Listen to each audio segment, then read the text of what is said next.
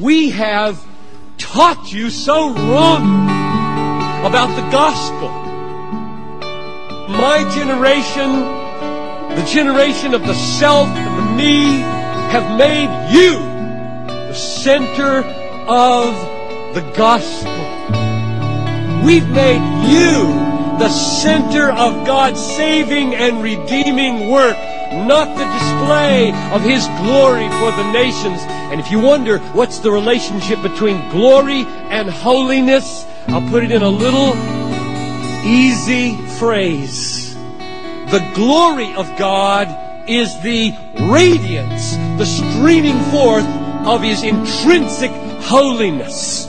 Holiness is His infinite value and His moral perfection as the unique and incomparable person that He is. His glory is when that goes public for people to see and fall down before.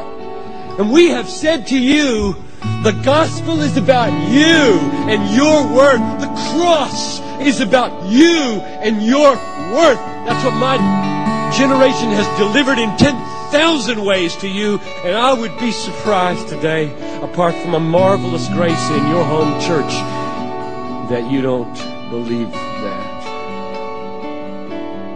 God's passion. Have you ever heard a sequence of thought like this?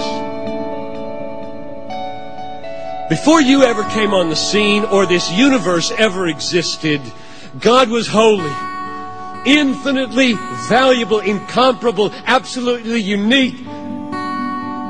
And He knew it, and He loved it, and He treasured it, because He's wise and righteous, and a righteous person always values what is most valuable. Therefore, before you ever came on the scene, God valued God above all things. He saw the perfections of Himself shining out of His own infinitely glorious divine Son, and He loved His Son, and the Son loved the Father, and the Holy Spirit powerfully, personally radiated between the Father and the Son. Before you were ever on the scene, there was a gladsomeness in reality. And then you came, and I'll tell you something, nothing changed. God did not suddenly become an idolater when He created man, putting man where God belongs. God is not a man worshiper.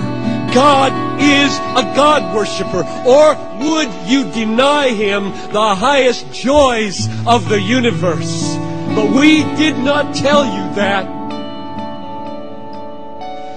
We bred you on your self-centeredness.